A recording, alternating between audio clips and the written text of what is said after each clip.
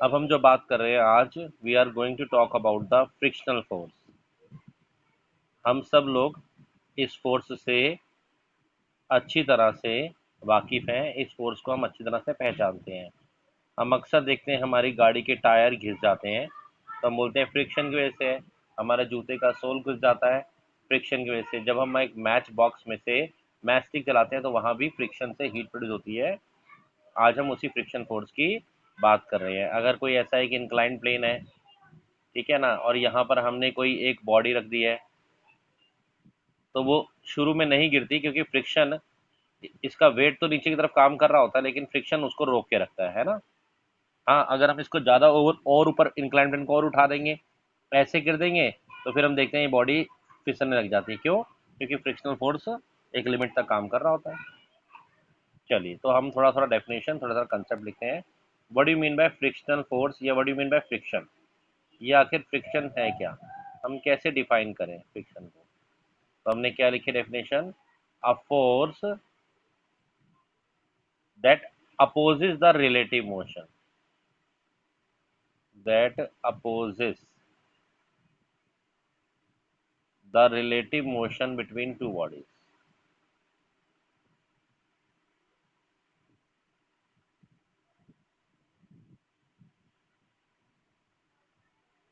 between two bodies।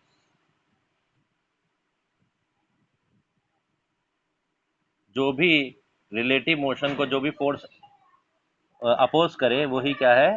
Friction है। Relative motion मतलब कोई भी चले, इधर कोई भी एक चीज चले। जैसे ये अगर एक सरफेस है और इसके ऊपर आपने ये एक बॉडी रखी हुई है, आप इसको चलाएंगे ऐसे, तो फ्रिक्शन ऐसे लगेगा, अपोज करेगा। और मान लीजिए आप नीचे वाली बॉडी को मूव करते हैं, सपोज इस डायरेक्शन में, नीचे वाली बॉडी को मूव करते हैं इस डायरेक्शन में, एक सेकेंड, इस बॉडी को ऐसे सरकाते हैं, तो ये फ्रिक्शन इस बॉडी पर ऐसे लगेगा। कहाँ लगेगा? जहां दोनों का कांटेक्ट हो रहा है। तो जब भी रिलेटिव मोशन होगा, फ्रिक्शन का, ठीक है। तो एक ऐसा फोर्स नोट कर लिया जो relative motion between two bodies में, जो बॉडी में रिलेटिव मोशन हो रहा है उसको अपोज करे। दोनों को भेज दो। ओके। जहां भी रिलेटिव मोशन होगा, ये नहीं कि एक ही को चलना है, कोई भी चले, दोनों चले तो भी फ्रिक्शन काम करेगा। अच्छा, और कैसे डिफाइन कर सकते हैं हम फ्रिक्शन को?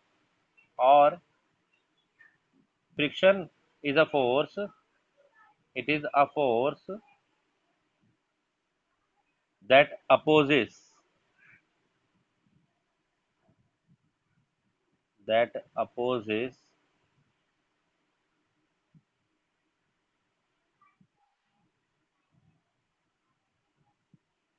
the tendency of relative motion,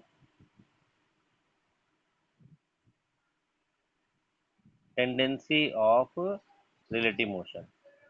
कई बार एक्चुअली में मोशन नहीं हो रहा होता, अभी टेंडेंसी होती है कि मोशन होगा, तब भी फ्रिक्शन काम करता है। कैसे? हमारे घरों में बेड है, हम बेड को थोड़ा धक्का लगाते हैं वो नहीं हिलता, हम थोड़ा और धक्का लगाते हैं वो नहीं हिलता। तो अभी एक्चुअल मोशन नहीं हुआ है, वो होगा बाद में। मोशन होने की टेंडेंसी है, लेकिन फ्रिक्शन ने काम करना शुरू कर दिया। तो जरूरी नहीं है कि मोशन हो तो फ्रिक्शन हो रहा है, वो तो है, पक्का है। लेकिन जहां टेंडेंसी ऑफ रिलेटिव मोशन हो, मोशन की टेंडेंसी भी हो रिलेटिव मोशन की, वहां भी ये होगा। ठीक है। तो टेंडेंसी ऑफ रिलेटिव मोशन की टेंडेंसी को भी अपोज करता है। अच्छा, और क्या इसके फीचर है? मोशन हमेशा, sorry, friction x along tangent, x along tangent at contact. ये कांटेक्ट, ये कांटेक्ट जहां पर होता है, जैसे ये एक सरफेस है, इस पर ये आपने एक बॉडी रखी, इसको ऐसे यहाँ से खींचा, फोर्स लगाया, तो फ्रिक्शन कहाँ काम करेगा?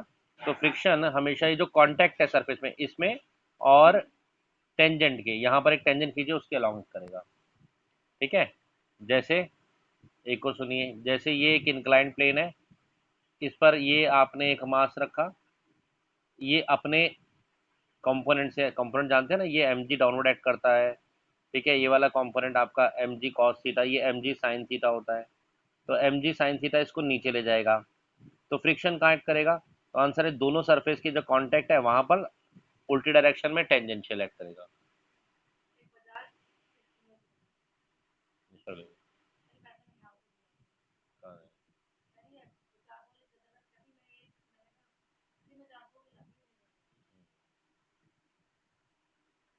हाँ जी, क्लियर। और सुनिए क्या फीचर है इसके, फ्रिक्शन फोर्स एक्ट करता है along the tangent at the point of contact, और क्या फीचर है, ये एग्जिस्ट इन पेयर ऑल्सो है, it also exist in pair, friction force भी पेयर में एग्जिस्ट करता है।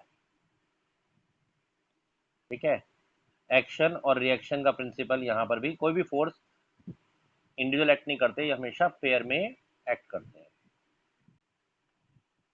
Next is type of friction, friction को हम दो कैटेगरी डिवाइड कर रहे हैं, वन इज स्टैटिक फ्रिक्शन,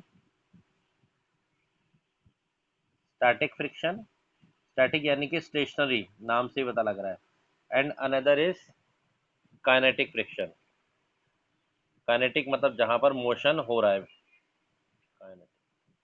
मैंने आपको कहा ना, फ्रिक्शन सिर्फ मोशन को नहीं, मोशन की टेंडेंसी को, अभी मोशन हुआ नहीं है, होने वाला है, फ्रिक्शन अपना काम शुरू कर देता है। फ्रिक्शन सिर्फ टेंडेंसी को भी, मोशन को नहीं टेंडेंसी को भी अपोज करता है। चलिए ये दोनों में क्या डिफरेंस है, इसलिए हमने इनके नाम रखे स्टैटिक और वो। स्टैटिक फ्रिक्शन में फ्रिक्शन असली में नहीं होता, होने वाला होता है, that is tendency of relative motion is there.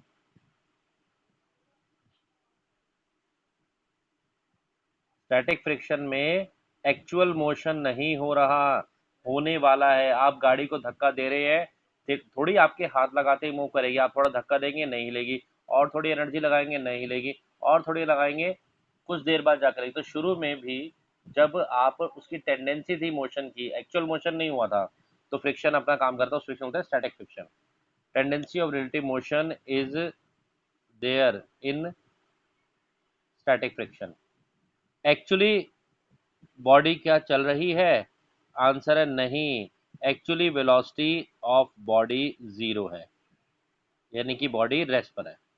Static friction तब तक लगता है जब तक बॉडी अभी चल नहीं, एक्चुअली रिलेटिव मोशन नहीं हो रहा है। काइनेटिक में आ जाओ, काइनेटिक मोशन वो तब लगता है तब मोशन एक्चुअली टेक प्लेस हो रहा है, when relative motion is actually taking place, when relative motion is actually taking place.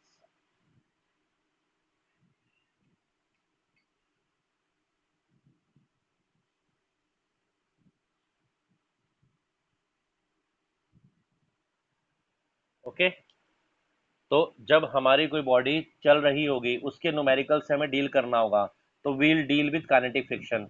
क्यों मैं ऐसा अलग पढ़ा रहा हूँ, क्योंकि दोनों के फॉर्मूले अलग है। और अगर कोई बॉडी पे फोर्स लग रहा है लेकिन एक्चुअली वो नहीं चल रही है, तो we'll deal with static friction. तो स्टैटिक और काइनेटिक डिफरेंस के बाद अब हम स्टडी करते हैं काइनेटिक फ्रिक्शन। क्या समझ में आता है, काइनेटिक फ्रिक्शन, काइनेटिक एनर्जी से भी आपको पता ही है, किसी बॉडी में मोशन की वजह से जो एनर्जी आ जाती है, तो जिस बॉडी के चलने की वजह से जो फ्रिक्शन आ जाए उसको बोलते हैं काइनेटिक फ्रिक्शन।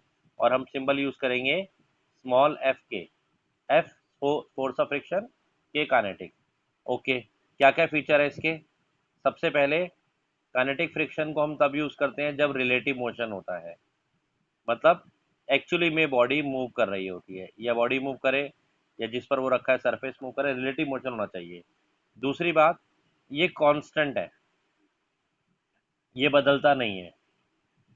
अगर कोई बॉडी चल रही है तो चलती बॉडी पे जो फोर्स लग रहा है वो ये कांस्टेंट है, बार बार चेंज नहीं होगा। और तीसरी बात बहुत important, force of kinetic friction directly proportional होता है एन के। बताओ जरा एन क्या है, N is the normal reaction. Normal reaction मैं आपको पढ़ा चुका हूँ, अगर कोई ये एक प्लेन सरफेस है, उस पर ये एक बॉडी रखी है, इसका वेट mg डाउनवर्ड एक्ट करता है और इस पर जो बॉडी पर रखता है वो नॉर्मल रिएक्शन ऊपर लगता है। ठीक है, अगर कोई बॉडी किसी इंक्लाइंड प्लेन पर रखी हुई है, ये if it is lying on the any inclined plane, तो इसका वेट mg ऐसे एक्ट करता है, then normal reaction perpendicular to surface, ये हम पढ़ चुके हैं, हमेशा परपेंडिकुलर टू ऐसे लगेगा। So what was the third point? Point was कि force of kinetic friction is directly proportional to n normal reaction. Okay,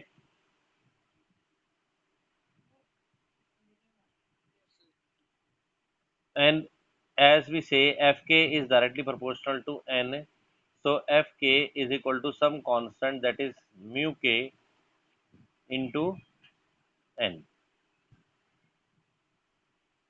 What is mu k? Mu k is coefficient of kinetic friction, coefficient of kinetic friction। ये किस पे depend करता है kinetic friction coefficient? ये surface पे depend करता है, surface कैसी है और ऑब्जेक्ट कैसा है उनके पे नोट कीजिए काइनेटिक फ्रिक्शन का। तो लिख लो हमेशा रिलेटिव मोशन की अपोजिट होगी। डायरेक्शन कैसी होगी? Direction kinetic friction always opposes the relative motion,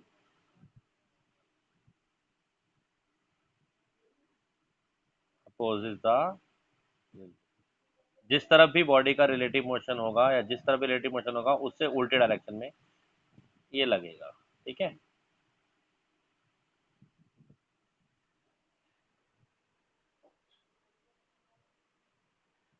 okay. चलिए एक क्वेश्चन देखते हैं, क्वेश्चन से आपको क्लैरिटी कराते हैं। फर्स्ट क्वेश्चन, ये एक सरफेस है, इस पर ये एक मास रखा है, ये मास है से 5 kg का।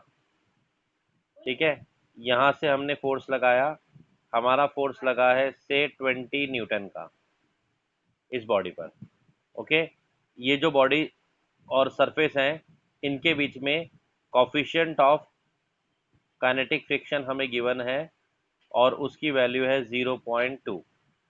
ठीक है, इसकी यूनिट्स नहीं होती हैं दोनों, क्योंकि क्योंकि ये यूनिट क्यों नहीं, क्योंकि मैंने कहा था एफ के इज इक्वल टू न्यू के इंटू एन होता है, तो एन अगर इधर आ जाएगा तो दोनों फोर्स ही है, फोर्स फोर्स यूनिट कट जाएंगी। खैर, तो ये हमें डाटा आपका गिवन है। कुछ क्या पूछा है हमसे क्वेश्चन में? एक तो हमें कहा है फाइंड कीजिए फ्रिक्शनल फोर्स, फ्रिक्शनल फोर्स, और दूसरा हमसे कह रहे हैं फाइंड कीजिए एक्सेलरेशन ऑफ ब्लॉक।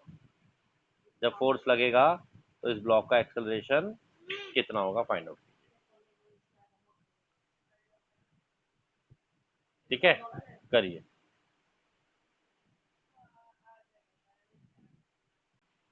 देखिए, फ्रिक्शनल फोर्स, ये बॉडी फोर्स लगाया, हमारे बॉडी, ये बॉडी चल पड़ी, ठीक है ना, इसमें फ्रिक्शनल फोर्स कितना लगेगा? तो अभी मैंने आपको बताया कि force of friction, kinetic friction क्योंकि चल रही है, बॉडी मोशन में है, वो न्यू के इंटू एन से निकाला जाएगा। ठीक है, जरा एन की बात करते हैं। इसका अपना weight M G, sorry M G मतलब ये 5 जी, जी को मैं 10 लेता हूँ, 50 डाउनवर्ड एक्ट करेगा, तो उतना ही नॉर्मल रिएक्शन हो जाएगा, है ना। तो फोर्स ऑफ काइनेटिक फ्रिक्शन होता है म्यू के इंटू एन। म्यू के की वैल्यू मैंने आपको दी थी 0.2, और नॉर्मल रिएक्शन आपका कितना आया, N is equal to 50। Body equilibrium में है, कहीं नहीं जा रही, कितना आ गया 50 इंटू 0.2, 10 न्यूटन। तो फोर्स ऑफ काइनेटिक फ्रिक्शन कितना लगेगा, 10 न्यूटन। किस तरफ लगेगा? जहां पर दोनों सरफेस कांटेक्ट है और उससे उल्टे डायरेक्शन में। रिलेटिव मोशन को हमेशा क्या करेगा, अपोज करेगा। बिल्कुल ठीक बात है। अच्छा जी, तो अगर force of kinetic friction 10 Newton लगा पीछे, फोर्स ऑफ फ्रिक्शन लगा 10 न्यूटन पीछे, आगे की तरफ फोर्स लग रहा है 10 न्यूटन, बॉडी तो चल रही है, बात तो पक्की है, ठीक है ना। तो नेट कितना फोर्स आया? तो नेट फोर्स आया आपका 10 न्यूटन। तो एक्सेलरेशन कैसे निकाला जाएगा? नेट फोर्स अपॉन में मास 5। तो एक्सेलरेशन कितना आ गया, 2 मीटर पर पर second square. Okay okay, the next question is, अब हम, ये सरफेस है, ये बॉडी है 5 kg की। अब हम जो फोर्स लगाने जा रहे हैं वो हम इंक्लाइन लगाएंगे ऐसे, ठीक है। कितने डिग्री पर हमने लगाया फोर्स, मान लेते हैं हमने लगाया ये 45 डिग्री पर। क्या फोर्स की वैल्यू ले ली, फोर्स है 10√2 न्यूटन का। Okay, coefficient of kinetic friction कितना है, मान लीजिए वो है 0.3 का। क्वेश्चन वही है पहले, आप फाइंड कीजिए ए पार्ट में नॉर्मल रिएक्शन, बी पार्ट में फोर्स ऑफ काइनेटिक फ्रिक्शन, और सी पार्ट में एक्सेलरेशन। करिए फाइंड आउट कीजिए। अच्छा अच्छा, लेट्स सी, देखिए। तो फोर्स लग रहा है 10√2 का 40 डिग्री एंगल पे। एक काम करते हैं, पहले फोर्स के कॉम्पोनेंट बनाते हैं। ये एक फोर्स का कॉम्पोनेंट बना एफ कॉस थीटा, इधर बनेगा एफ साइन थीटा, ठीक है ना। एफ कॉस थीटा का मतलब हो गया 10√2 इंटू 1/√2, यानी कि 10 न्यूटन। तो हॉरिजॉन्टल फोर्स बना 10 न्यूटन का, ठीक है। और एफ साइन थीटा भी 10 ही आ जाएगा, सेम आ जाएगा। तो ये भी बना 10 न्यूटन का। फोर्स के दो कंपोनेंट हो गए, ठीक है जी। अब आ जाओ जरा और वेट की बात कर लेते हैं। इसका अपना वेट डाउनवर्ड एक्ट करेगा, ओ सॉरी, इसका वेट अपना डाउनवर्ड एक्ट करेगा, कितना डाउनवर्ड करेगा, 5g यानी कि 50 न्यूटन, ठीक है। चलिए अभी सबसे पहले निकालना है नॉर्मल रिएक्शन। तो नॉर्मल रिएक्शन n किसके इक्वल होता है, उतना ही होता है जितना mg होता है ना। ऐसे ही होगा, नहीं बेटा, नहीं नहीं नहीं, थोड़ा घुमा क्वेश्चन में, देखो जरा। अब डाउनवर्ड फोर्स कितना लग रहा है, mg। तो n, क्योंकि सिस्टम इक्विलिब्रियम में है, इसका मतलब n+10 इक्वल टू 50 होगा, ठीक है ना। सिस्टम इक्विलिब्रियम में है, इस पर दो फोर्स लग रहे हैं ऊपर की तरफ। कौन कौन से दो फोर्स लग रहे हैं ऊपर की तरफ, एक नॉर्मल रिएक्शन लग रहा है और एक फोर्स का एक कंपोनेंट लग रहा है, लेकिन बॉडी तो इक्विलिब्रियम में है। तो n+10 इक्वल टू 50 बनेगा। तो नॉर्मल रिएक्शन कितना आया, 40 न्यूटन आया। छोटी छोटी बात पे घूमा मत करो, समझ जाया करो। अच्छा, अब दूसरे पार्ट पर आओ। फोर्स ऑफ काइनेटिक फ्रिक्शन क्या होता है, न्यू के इंटू एन, यही तो समझाया था। तो 0.3 इंटू 40 कितना हो गया, 12 न्यूटन। सी पार्ट पे आइए, acceleration, force of kinetic friction लग रहा है 12 न्यूटन, और सामने तरफ फोर्स लगा 10 न्यूटन। तो क्या होगा, ये तो बॉडी जीरो, चलेगी नहीं कहीं भी, क्योंकि बैकवर्ड फोर्स फ्रिक्शन ज्यादा है, यानी कि ये अभी बॉडी चल ही नहीं पाएगी। ओके ओके, काइनेटिक फ्रिक्शन के बाद थोड़ी सी हम बात करते हैं अब स्टैटिक फ्रिक्शन की।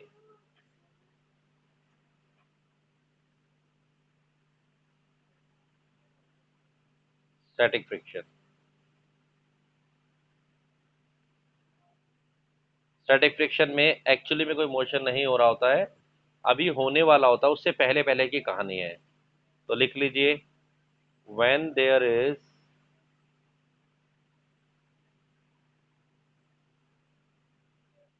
a tendency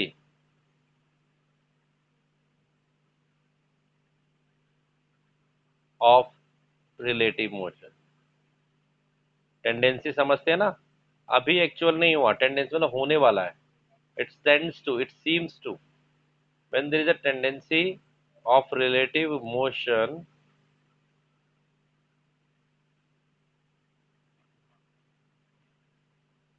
the friction that comes into play,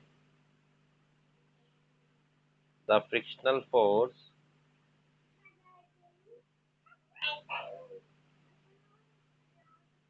that comes into play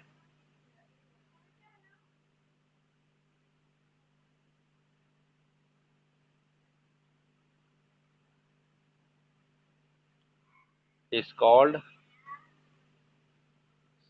static। हाँ जी, स्टैटिक फ्रिक्शन की क्या डेफिनेशन लिखी है आपने? Static friction, when there is tendency to relative when there is tendency of relative motion is there, the force that comes into play is called static friction, और in static friction actual motion is not taking place। ये हमेशा ध्यान रखो, static friction तब तक होता है जब तक कोई एक्चुअल, क्योंकि जब मोशन होने लग गया तो काइनेटिक हो गया ना। तो in case of static friction actual motion is not taking place.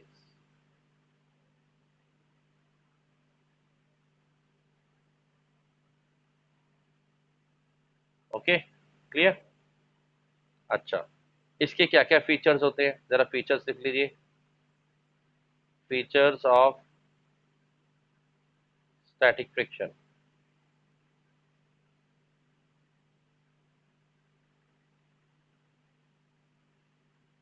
आप कार को धक्का दे रहे हैं, आपके हाथ लगाते थोड़ी चल पड़ती है, थोड़ा सा जोर और लगाते तब भी नहीं चलती, फिर बहुत ज़्यादा करते जब जाकर थोड़ा सा हिलती है। तो वो शुरू में जो फोर्स अपोज कर रहा होता है वो होता है स्टैटिक फ्रिक्शन। क्या फीचर है?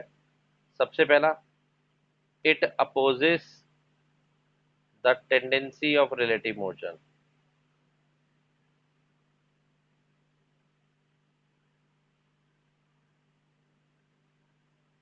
Of relative motion.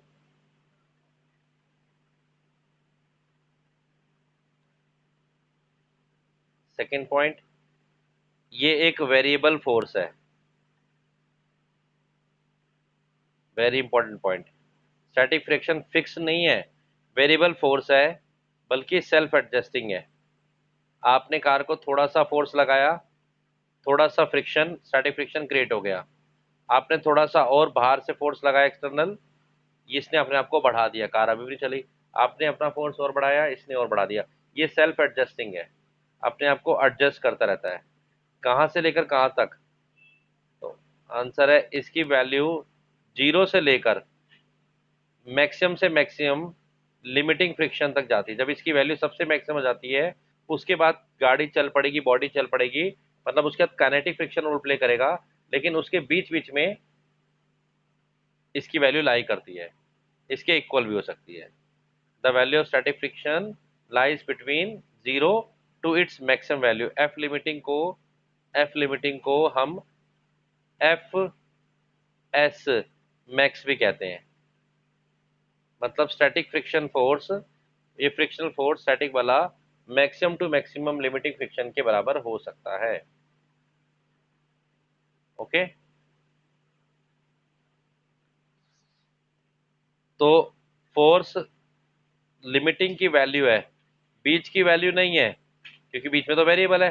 तो इसीलिए हमने फ्रिक्शनल फोर्स में, स्टैटिक में जो वैल्यू बनाई है वो एफ एस मैक्सिमम की, बीच की हम बता सकते हैं अभी, डिपेंड ऑन द फोर्स पे। पर अभी इसकी जो वैल्यू है, ये इसका फॉर्मूला वो है F X max is equal to coefficient of, वही नॉर्मल रिएक्शन का डायरेक्टली प्रोपोर्शन होता है, तो उसी से बना है mu S into N, where mu S is coefficient of static friction.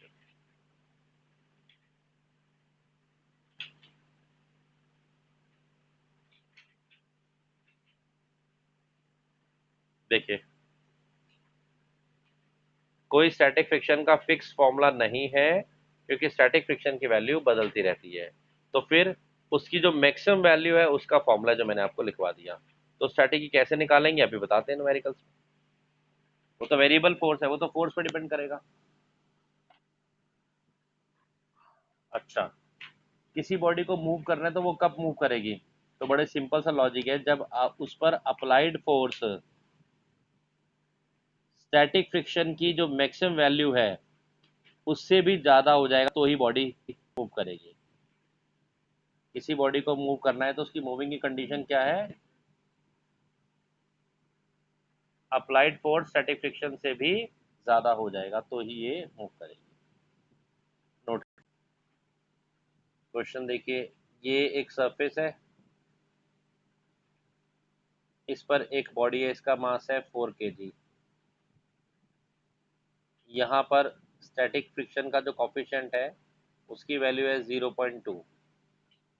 हमने बाहर से फोर्स लगाया, वो फोर्स है 5 न्यूटन का, external force. Okay, our question is, एक तो फाइंड कीजिए फ्रिक्शन,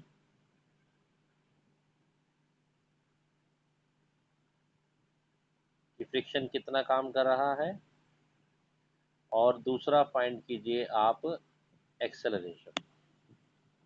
ओके, अब आपको, हाँ, फ्रिक्शन भी फाइंड करना है और एक्सेलरेशन। तो फोर्स ऑफ लिमिटिंग फ्रिक्शन जो लगेगा वो निकाला जाएगा mu S into N. N यहाँ पर कितना है, एन यहाँ पर एम जी के इक्वल है, और तो कोई फोर्स लग नहीं रहा, सॉरी 40। यस, इससे ऊपर नहीं लग सकता, मूव कर जाएगा। मतलब इतना 8 न्यूटन उसको रोक के रखेगा। निकाल के देखें, म्यू एस है 0.2 into 40। It is it is नहीं करेगा। देखो, इट इज वेरी क्लियर कि स्टैटिक फ्रिक्शन 8 न्यूटन तक का फोर्स लगा सकता है, अपने आप को 0 से लेकर 8 के बीच तक ले जा सकता है। आपने सामने से लगाया 5, इसने ये 8 तक जा सकता है। अभी पता है कितना लगा रहा होगा, अभी ये लगाएगा तो 5 ही, क्योंकि सामने से भी 5 लग सकता है। लेकिन अगर ये तो 5 तक रुक गया और इसने भी 5 इसको लाकर बैलेंस कर दिया, हालांकि ये मैक्सिमम वैल्यू 8 तक जा सकती है, पर सामने से 5 लगा तो अगर सामने इसको 5 के 6 कर दोगे तो ये भी 6 हो जाएगा, इसको 7 कर दोगे ये भी 7 हो जाएगा, बॉडी चलेगी नहीं चलेगी। 8 कर दोगे ये भी 8 हो जाएगा, बॉडी चलेगी नहीं चलेगी। जैसे इसको 8.1 करोगे ये 8 पर रुक गया, अब बॉडी चलेगी। तो इन जितने भी एग्जाम्पल या इस केस में बॉडी चलेगी नहीं। फिर इसने सेकंड बार पूछा, अच्छा तो बताओ एक्चुअली में फ्रिक्शनल फोर्स लग कितना रहा है। तो हमने जो निकाला है वो लिमिटिंग है, ये हमारा आंसर नहीं है। तो हम बोलेंगे इस सिचुएशन में जो फ्रिक्शनल फोर्स लग रहा है वो 5 न्यूटन लग रहा है। अब आप समझो, आपने मुझे दिया आंसर 8 न्यूटन, 8 न्यूटन तो लग सकता है, मैक्सिमम है। अभी कितना लग रहा है, अभी तो 5 ही न्यूटन लग रहा है बेटा। क्यों? क्योंकि स्टैटिक फ्रिक्शन सेल्फ एडजस्टिंग है। एक्सेलरेशन तो जीरो हो गया ना बेटा, बॉडी चली नहीं, एक्सेलरेशन कहाँ से आ जाएगा, वो जीरो है। बॉडी को चली। आप अगेन, ये एक सरफेस पे एक ब्लॉक रेस्ट कर रहा है, ब्लॉक है अभी, सॉरी रेस्ट की बात नहीं करते, 4 kg। इस पर हमने सामने की तरफ एक फोर्स लगाया 20 न्यूटन का, ये हमारा फोर्स अप्लाइड है। ठीक है, हमें कॉफिशिएंट ऑफ स्टैटिक फ्रिक्शन भी गिवन है 0.6, और कॉफिशिएंट ऑफ काइनेटिक फ्रिक्शन भी गिवन है 0.4। थोड़ा ध्यान से देखिए, काइनेटिक फ्रिक्शन की वैल्यू कम है, कम ही होता है कॉफिशिएंट। क्यों? क्यों कम होता है? क्योंकि जब बॉडी चल पड़ती है, शुरू में चलाने के लिए उसको ज़्यादा फोर्स लगाना पड़ता है, एक बार चल पड़ती है तो फ्रिक्शन कम हो जाता है। ओके, आपसे पूछा है फाइंड करिए ए पार्ट में फ्रिक्शनल फोर्स। हमें नहीं पता कौन सा फोर्स लग रहा है, हो सकता है काइनेटिक लगे, हो सकता है आपका स्टैटिक लगे। जो भी आप फाइंड कीजिए और उसके बाद इसका एक्सेलरेशन भी फाइंड आउट कीजिए। मतलब आपको ये सोचना पड़ेगा बॉडी चल रही है या नहीं चल रही, उसके हिसाब से आपका आंसर होगा। ठीक है, चलिए जी, इस क्वेश्चन में सबसे पहले हम लिमिटिंग फ्रिक्शन निकालते हैं, यानी कि एफ लिमिटिंग मतलब स्टैटिक फ्रिक्शन की मैक्सिमम वैल्यू। क्योंकि स्टैटिक फ्रिक्शन सेल्फ एडजस्टिंग है, वेरिएबल फोर्स हमें फिक्स नहीं है, तो इसका फॉर्मूला हम जानते हैं, mu S into N, mu S into N. चलिए जी, एन कितना जरा देखें, यहाँ पर ये 4G, ये एन ऊपर, तो एन भी 40 लग रहा है। तो म्यू एस की वैल्यू थी हमारे पास 0.6 इंटू 40, 6 4 जा 24 न्यूटन। तो लिमिटिंग फ्रिक्शन या स्टैटिक की maximum value 24 Newton backward direction में एक्ट कर सकता है। अभी नहीं कर रहा है पर कर सकता है। आपने सामने से लगाया है 20 न्यूटन, बैकवर्ड मैक्सिमम से 24 न्यूटन तक काम कर सकता है, अगर 20 लगा तो 20 ही काम करेगा। तो क्या बॉडी एक्सीलरेट करेगी? आंसर है नहीं जी, उसको फ्रिक्शन नहीं चलने देगा। तो अभी एग्जैक्टली कितना फोर्स काम कर रहा है? तो 24 न्यूटन स्टैटिक लग सकता है, लेकिन अभी सामने से 20 लगा तो ये अपने आप को 20 पे सेटल कर देगा। तो फ्रिक्शनल फोर्स जहां लग रहा है, जो जो स्टैटिक फ्रिक्शन है, मैक्सिमम नहीं है, स्टैटिक फ्रिक्शन है, और वो लगेगा 20 न्यूटन का। ओके। हाँ जी, ये रीजन क्या है फ्रिक्शन का? ये फ्रिक्शनल फोर्स जो लग रहा है, क्या इसके पीछे कोई रीजन है? आंसर है यस, इसका रीजन भी है। एक्चुअली में इसका मेन रीजन होता है इरेगुलरिटी इरेगुलरिटीज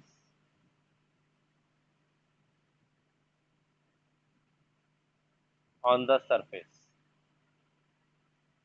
सरफेस पे इरेगुलरिटीज इसका मेन वजह रहती है। हम कोई एटॉमिक लेवल पर हम ऑब्जर्व करते हैं, हम जो सरफेस को हमें देखने में स्मूथ लग रही है, पर जब आप एटॉमिक लेवल पर जाएंगे तो वो सरफेस जो आप देख रहे हैं, जो आपको ऐसे देखने में स्मूथ लग रही है, अगर इसको और मैग्नीफाइड तरीके से देखेंगे तो ये इतनी स्मूथ नहीं होगी, इसमें ऐसे डिप्रेशन होंगे। ठीक है। जब कोई दूसरी सरफेस जो स्मूथ है इसके ऊपर रखेंगे तो वो भी एक्चुअली में स्मूथ थोड़ी है, तो वो इसके ऊपर, ये एक सरफेस हो गई, एक बॉडी हो गई, दूसरी बॉडी इस पे रखेंगे तो उसमें भी इरेगुलरिटीज होंगी। इरेगुलरिटीज की वजह से वो सरफेस भी इस पर ऐसे ऐसे इस तरह से आएगी। समझ में आ रहा है मेरी बात?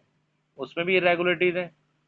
तो जहां जहां पर ये दोनों सरफेस एक दूसरे को बहुत छोटे एरिया पे टच करेंगी, तो pressure is equal to we know force upon area. तो एक्चुअल एरिया ऑफ कांटेक्ट और जो हमें दिख रहा है एरिया ऑफ कांटेक्ट, उसमें फर्क है। अपने दोनों हाथों को अगर आप जोड़ो तो आपको लगेगा हाथ ऊपर, एक दूसरे ऊपर आ गए, लेकिन अगर एटॉमिक लेवल देखो तो हाथ तो बहुत थोड़ी सी जगह से टच हो रहे हैं। एक्चुअल कांटेक्ट बहुत कम है, और अपेरेंट जो दिख रहा है वो बहुत ज़्यादा है, मतलब एरिया काफ़ी कम है, तो प्रेशर काफ़ी ज़्यादा होगा। प्रेशर ज़्यादा होने से क्या होगा, ये बॉडी इसके अंदर हल्की सी धंस जाएगी, या इसको बोलते हैं कोल्ड वेल्ड बना लेगी। जैसे वेल्डिंग हो जाती है ना, वैसे वेल्ड होंगे, उतनी वेल्ड नहीं, कोल्ड वेल्ड टाइप बोलते हैं उसको, मतलब थोड़ा सा इसके ऊपर इतना फोर्स लगेगा, ये कोल्ड वेल्ड बन जाएगा। तो जब आप इस बॉडी को, किसी एक बॉडी को चलाने की सोचेंगे, फोर्स लगाकर, मान लो ऊपर वाली बॉडी को, तो चलाने के लिए ये जो कोल्ड वेल्ड बन गए हैं जगह जगह, इनको शुरू में तोड़ना पड़ेगा। तो जब हम फोर्स लगाते हैं तो शुरू में बॉडी इसलिए नहीं चलती, क्योंकि कोल्ड वेल्ड धीरे धीरे टूट रहे होते हैं। ठीक है ना? और वो हमारे फोर्स को अपोज करते हैं, बैलेंस करते हैं। और फिर मैक्सिमम से मैक्सिमम जब सारे कोल्ड वेल टूट जाते हैं तो बॉडी चल पड़ती है।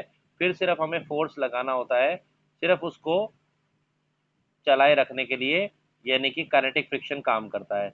शुरू में जब हम धीरे धीरे खींच रहे होते हैं तो स्टैटिक फ्रिक्शन करते करते मैक्सिमम वैल्यू पहुंच जाता है। ओके। तो इसको जब हम ग्राफिकली दिखाते हैं फोर्स को, तो हमारा ग्राफ कैसे बनता है, फ्रिक्शन और जो हमने बाहर से फोर्स लगाया। तो हम ये देखते हैं कि शुरू में जैसे जैसे हमारा अप्लाइड फोर्स बढ़ता है, फ्रिक्शन बढ़ता है, ये बढ़ता है, ऐसे बढ़ता है, और ग्राफ ऐसे स्ट्रेट लाइन पे जाता है। लेकिन करते करते इसकी एक मैक्सिमम वैल्यू आ जाती है फ्रिक्शन की। वो वैल्यू क्या है, लिमिटिंग फ्रिक्शन। उसके बाद हम देखते हैं फ्रिक्शन बढ़ता नहीं बल्कि कम होकर कांस्टेंट हो जाता है, क्योंकि ये कौन सा फ्रिक्शन है, यहाँ तक की जो वैल्यू है, ये एफ एस मैक्स है, मैक्सिमम वैल्यू। ठीक है ना? ये ग्राफ हम अक्सर 45 डिग्री देखते हैं। यहाँ जो फ्रिक्शन रोल प्ले कर रहा है ये कौन सा है, काइनेटिक फ्रिक्शन। ये शुरू में कौन सा फ्रिक्शन है, ये स्टैटिक है, जो धीरे धीरे वेरिएबल है, बदल रहा है। जैसे जैसे आपने फोर्स लगाया ये बढ़ गया, यहाँ तक ये इसकी मैक्सिमम वैल्यू है। तो स्टैटिक फ्रिक्शन या लिमिटिंग फ्रिक्शन काइनेटिक से हमेशा ज़्यादा होता है।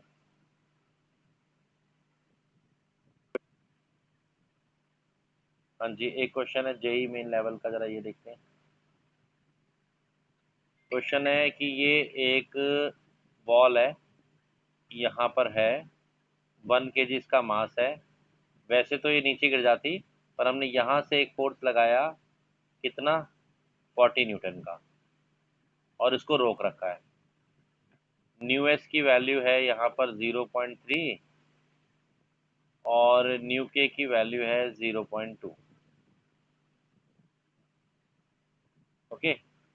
अब पूछ रहे हैं पहले फाइंड करिए फोर्स ऑफ फ्रिक्शन, कहाँ लगेगा और कितना लगेगा। फ्रिक्शन हमेशा कहाँ लगता है, जो सरफेस इन कांटेक्ट होती है उसके हिसाब से लगता है। तो मैं आज इतना बता सकता हूँ, ये बॉडी यहाँ से नीचे आना पड़ेगी तो रिलेटिव मोशन को अपोज करेगा तो फ्रिक्शन यहाँ लगेगा। ठीक है। और दूसरा आपको इसमें निकालना है एक्सेलरेशन ऑफ द बॉडी। सोचिए जरा, आप कर पाते हैं? चलिए, इसके सोल्यूशन के लिए हम क्या करते हैं, लिमिटिंग फ्रिक्शन निकालते हैं। लिमिटिंग फ्रिक्शन क्या होता है, वो होता है म्यू एस इंटू एन। अभी हम ये नहीं कह रहे लिमिटिंग लगेगा, हम तो उसकी मैक्सिमम वैल्यू निकाल रहे हैं।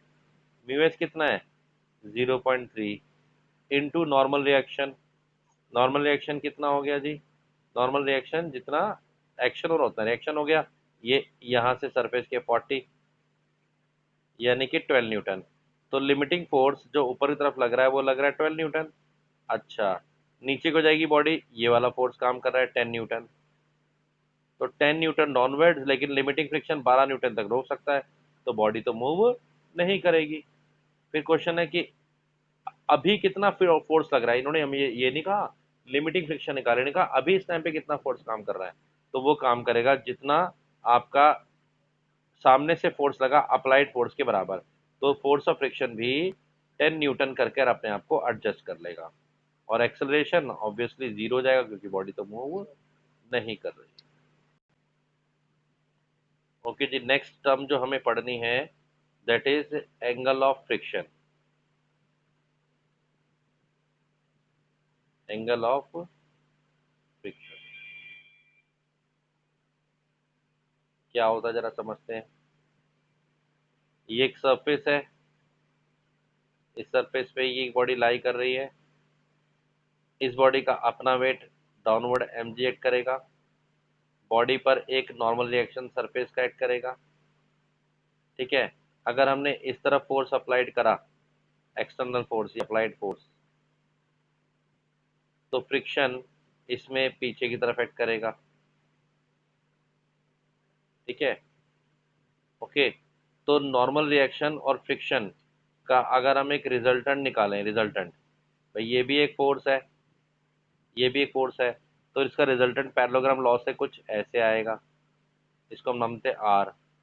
तो अब ध्यान से सुनना, जो इन दोनों का रिजल्टेंट नॉर्मल रिएक्शन के साथ एंगल बनाता है, इस एंगल को कहा जाता है एंगल ऑफ फ्रिक्शन। कुछ पॉइंट समझ में आया। एंगल ऑफ फ्रिक्शन वो वाला एंगल है जो फ्रिक्शनल फोर्स का और नॉर्मल रिएक्शन का रिजल्टेंट नॉर्मल के साथ बनाता है। लिख लीजिए डेफिनेशन, ज़्यादा समझ में आएगा, मार्क करके लिख लीजिए डायग्राम बना के। It is the angle of friction is that angle that resultant of normal reaction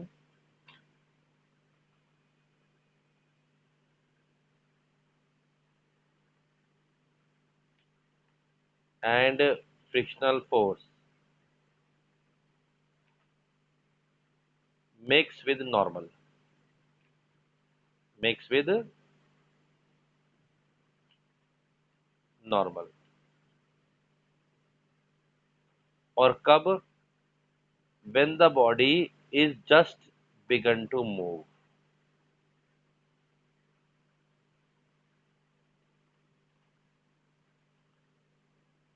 when the body is just begun to move।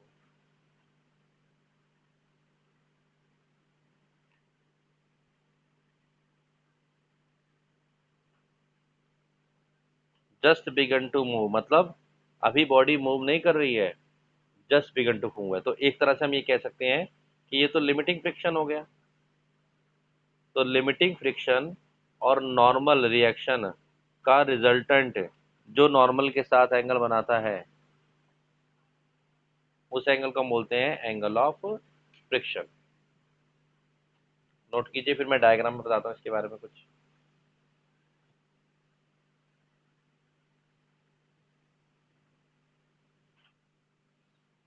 Note कर लिया।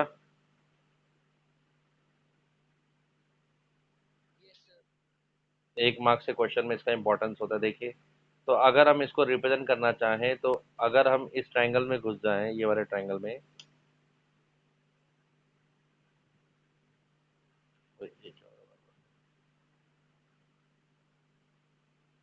इस ट्रायंगल में, और tan थीटा लगाएं, तो what is tan theta? tan theta is perpendicular, ये वाली value, ये तो लिमिटिंग फ्रिक्शन के बराबर ही है, यानी कि force of limiting friction upon में बेस, बेस हो गया नॉर्मल रिएक्शन। ठीक है, फोर्स और limiting friction into normal reaction. अब फोर्स और लिमिटिंग फ्रिक्शन का फॉर्मूला आपने क्या लिखा है बोलो? आपने लिखा हुआ है फॉर्मूला इसका न्यू एस इंटू आर, और mu S into N, sorry, और अपॉन में एन, एन से एन कैंसिल हो गया तो न्यू एस।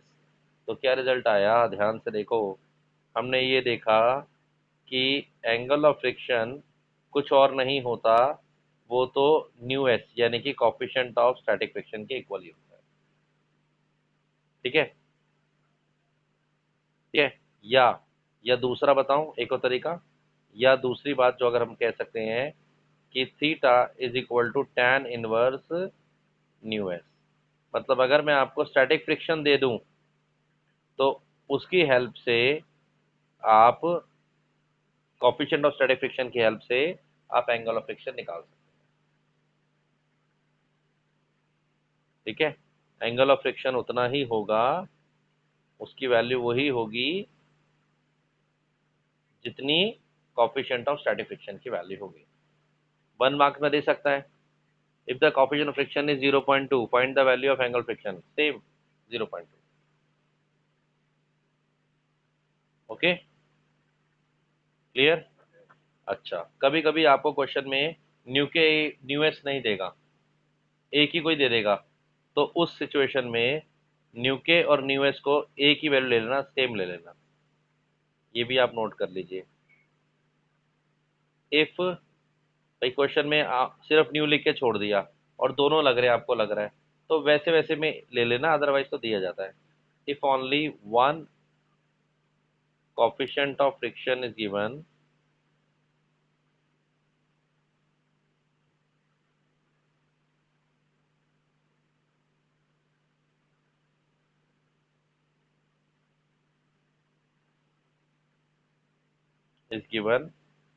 then take